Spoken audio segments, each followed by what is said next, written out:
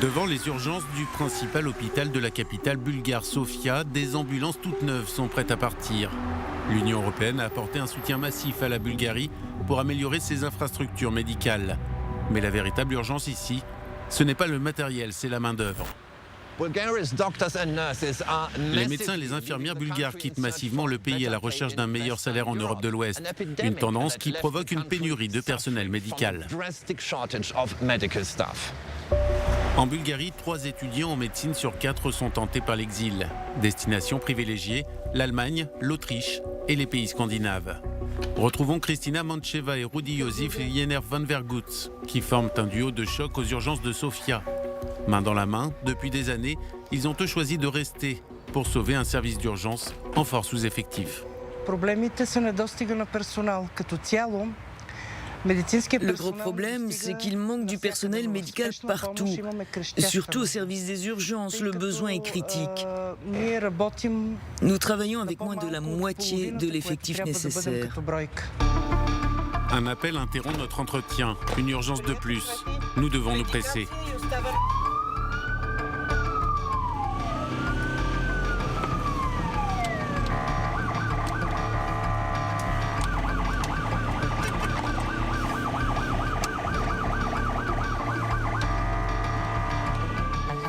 L'équipe ne le sait pas encore, mais derrière cet appel, une question de vie ou de mort.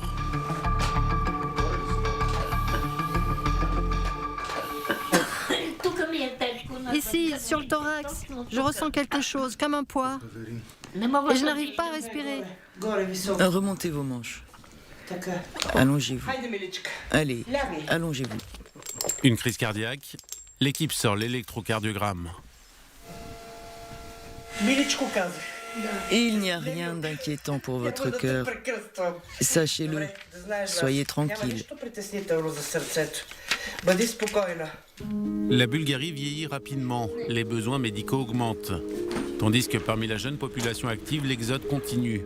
Les Nations Unies estiment que la Bulgarie perdra 23% de sa population d'ici 2050.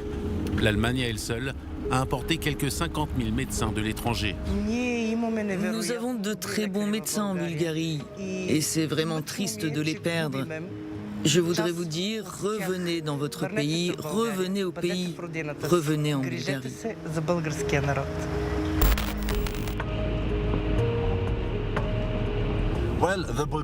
Le système de santé bulgare est malade. Découvrons pourquoi, partons à Vidin.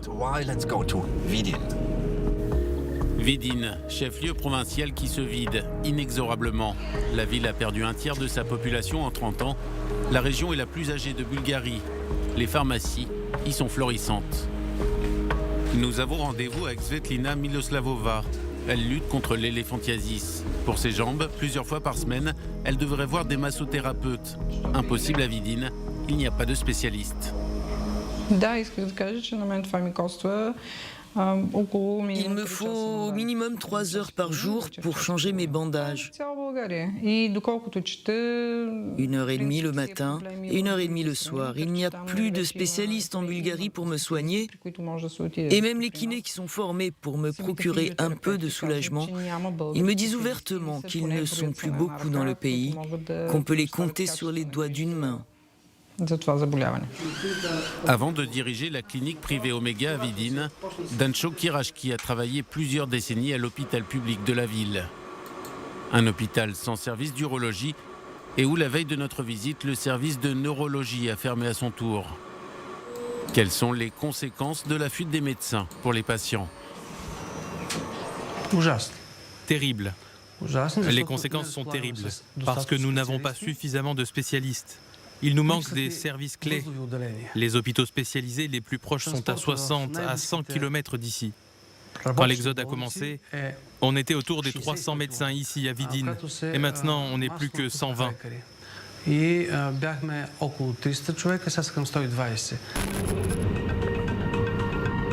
De retour à Sofia, nous rencontrons Rumiana Todorova, une de ces médecins bulgares qui a choisi l'exil.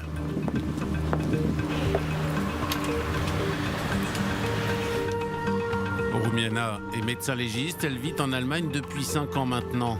Sur cette même période, environ 2000 médecins bulgares ont rejoint l'Allemagne. Les médecins ne sont pas assez reconnus par la société bulgare en général. Alors je me suis posé la question, ai-je envie de subir ce genre de mépris avec tous les efforts qu'on fournit?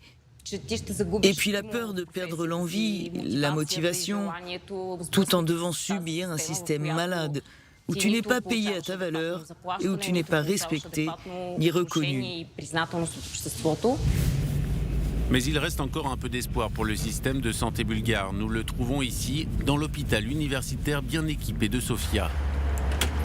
Velina Gergelcheva est la chef du département de neurologie.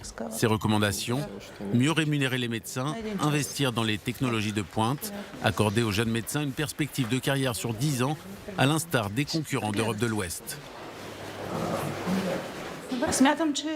Je crois que tous les jeunes médecins doivent avoir le choix. C'est bien d'avoir le choix de devenir un bon spécialiste, de travailler dans son pays, mais aussi d'accumuler des expériences à l'étranger. Pourquoi pas? Moi-même, j'ai travaillé en Allemagne, à Munich. J'y suis resté pendant 2 ans, et puis je suis revenu. L'automne dernier, des professionnels de santé bulgares sont descendus dans la rue pour protester. Parmi eux, Alexander Farfarov, un jeune neurologue de 25 ans. Les manifestants réclamaient un salaire minimum de 460 € pour les infirmières et pour les médecins, un salaire initial d'au moins 600 €. Le gouvernement a promis de consacrer une enveloppe de 100 millions d'euros aux soins de santé. Une grande partie de ce budget serait consacrée aux augmentations de salaire. Farfarov veut rester en Bulgarie, mais il souhaite aussi réformer le système en profondeur. Des fonds d'assurance santé privés devraient être lancés et les jeunes médecins devraient avoir des opportunités de recherche et de carrière dans toute la Bulgarie. Le plus grand problème de la santé en Bulgarie, c'est que trop de professionnels quittent le pays pour travailler à l'étranger et que les zones rurales manquent vraiment de personnel. Nous devons rendre ces régions plus attractives pour les jeunes, afin qu'ils puissent y commencer leur vie. Cela ne concerne pas seulement la santé, mais aussi les questions sociales.